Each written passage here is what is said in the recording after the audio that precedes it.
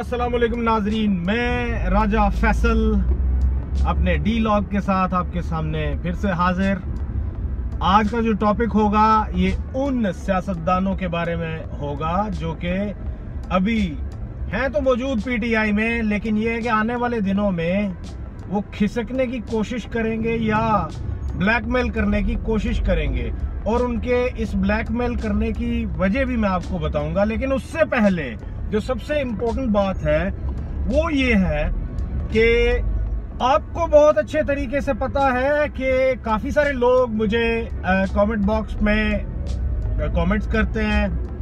ज्यादातर जो इंडियंस हैं उनकी तरफ से मुझे कोई अच्छी चीजें सुनने को नहीं मिलती और गालम गलोच भी होती है, लेकिन ये है कि कुछ ऐसे डाई हार्ड फैंस और डाई हार्ड सपोर्टर्स नीचे ऐसे कमेंट्स करते हैं जिसमें कि वो नई नई चीज़ें मुझे इंट्रोड्यूस करने को कहते हैं। उन्हीं में से एक चीज़ जो कि मुझे बहुत अच्छी लगी, मेरे एक व्यूअर हैं, उन्होंने मुझे ये कहा कि अगर आप डी लॉग करते हैं तो उसी तवस्सुत से, उसी डी लॉग के तवस्सुत से कुछ ड्राइविंग के मुतालिक भी बताया करें, जो कि आप चीज़ें देखते हैं पाकिस्तान में ड्राइव करते हुए, और अगर आपको कोई चीज़ लगती है कि इसके ऊपर बात करनी चाहिए तो you should talk about it. तो उसी हवाले से आज मैं पहली चीज़ पे जो बात करूँगा वो मैं बात करूँगा जो शोल्डर चेक होते हैं। एक ब्लाइंड स्पॉट होता है, क्योंकि आपको पता है कि ये जो शीशे होते हैं ये कोई बूथी देखने के लिए नहीं होते। ये शीशे जो होते हैं, अब ये वाला शीशा ऑब्वियसली पीछे गाड़ियों को देख रहा है, और लेफ्ट मिरर जो है वो आपकी लेफ्ट साइड देख रहा है, राइट मिरर आपकी राइट साइड देख रहा है बिहाइंड। लेकिन क्या होता है कि कुछ ऐसी जगह है जहां पे कि ये शीशा कवर नहीं करता, उन जगहों को ब्लाइंड स्पॉट कहते हैं। और ब्लाइंड स्पॉट को आप कैसे डिस्कवर करते हैं?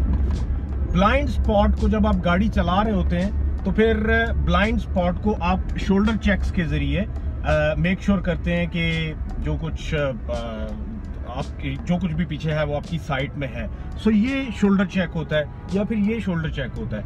ये उसी सूरत में आप करते हैं जब आपको अपने साइड मिरर्स या फिर बैक मिरर में से कुछ आइडिया नहीं हो रहा होता, and you just want to give it a final make sure ना।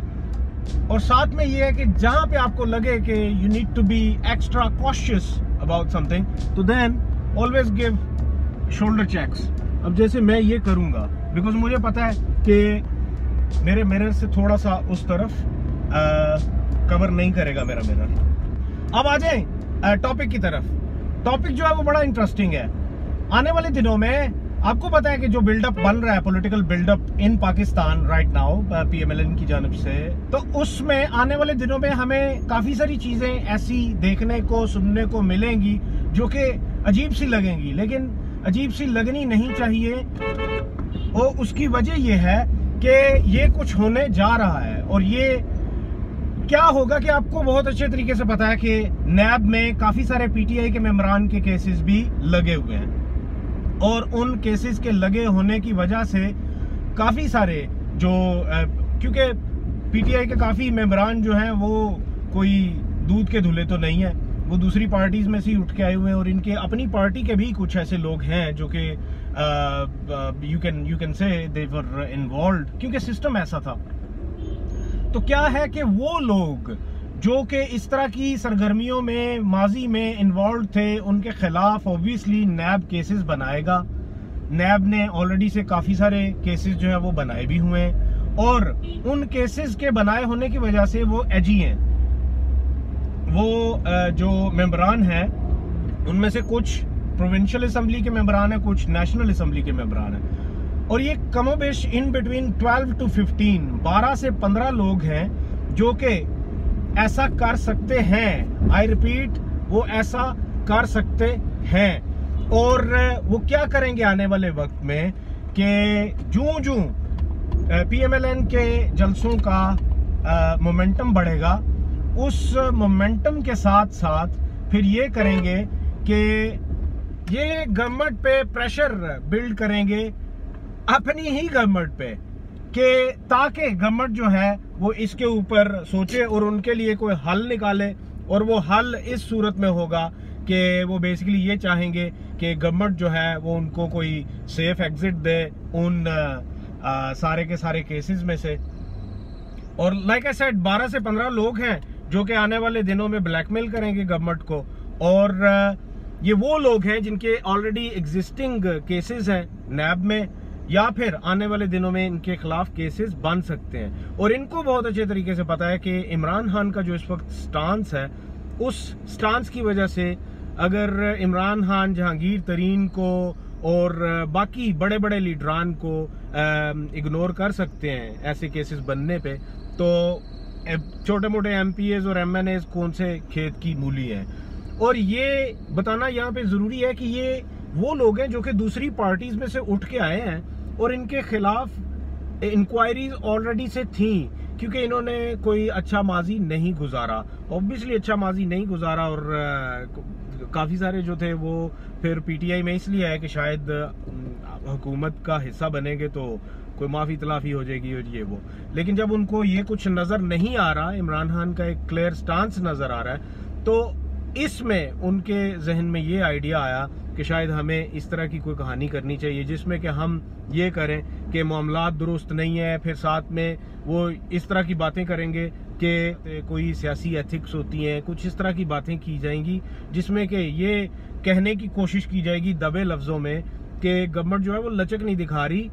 तो लिहाजा ये आज की खबर थी जिस हवाले से बात करना बहुत जरूरी था, क्योंकि आपको बहुत अच्छे तरीके से पता है कि इन दिनों में सियासी माहौल पाकिस्तान में जरा गर्म है, तो आपको ये चीज आने वाले दिनों में कुछ ही दिनों में नजर आनी शुरू हो जाएगी। मेरी एक वीडियो पड़ी होगी, उसमें मैंने ये कहा था कि एक हैवी इन्वेस्टमेंट की जाएगी पाकिस्तान के पॉलिटिकल सेटअप में और जर्नलिज्म में भी। यहाँ पे जर्नलिस्ट के ऊपर भी पैसा लगाने की कोशिश की जाएगी। कोशिश क्या की जाएगी, अल्लाह तेरी यारी है, यहाँ पे तो सारे बैठे ही मुंह अटके हैं, तो वो तो सारे रेडी हैं। मियाँ साहब को भी मेरा पैगाम है कि मियाँ साहब अगर कोई टका टुका है तो भेज दें, इधर सारे रेडी हैं और वो आपको बिल्कुल फैसिलिटेट करेंगे। तो जो बड़े बड़े सहाफ़ी हैं वो खांचे लेने के चक्कर में इधर तैयार बैठे हैं और आने वाले दिनों में उनके ऊपर ठीक ठाक पैसे लगेंगे। और साथ में ये है कि पॉलिटिकल सीन पे भी काफ़ी सारे पैसे लगेंगे, पॉलिटिशियंस पे भी पैसे लगेंगे और उनके साथ कस्मे वादे भी होंगे और बड़ा माहौल गर्म करने की कोशिश की जाएगी। और इसमें आपको वो वाली वीडियो जिसमें कि मैंने सोर्स के हवाले से ये खबर दी थी कि मियाँ साहब की मुलाकात डेप्यूटी वजीर खारजा ऑफ इसराइल उसके साथ भी हुई, और इसमें ये तय पाया कि क्योंकि आपको पता है silicon valley is controlled by Jewish lobby और वहाँ पे जो जायनिज्म है वो कंट्रोल करता है सब कुछ, तो वहाँ से हमारे मुल्क में ये जो जिस तरह की मैं वीडियो लगाता हूँ वो ज़्यादा नहीं चलेंगी, समझ आई। वो लोगों के सामने ज़्यादा अपीयर होगी ही नहीं, क्योंकि सारा सिस्टम उनके पास है। इसी को शायद कहते हैं आर्टिफिशियल इंटेलिजेंस, और यही वो किया जाएगा। ऐसी वीडियोस जो कि एंटी गवर्नमेंट होगी, एंटी इदारे होंगी, वो बार बार आपके सामने अपीयर होंगी।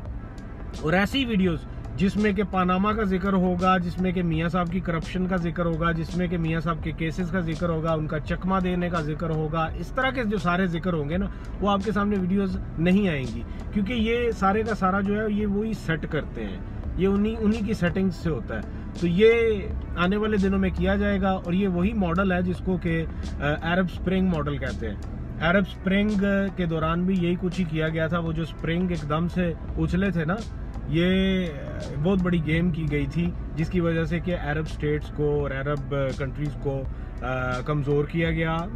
और आपको सारा कुछ पता है, इस पे मज़ीद बात करने की ज़रूरत नहीं है।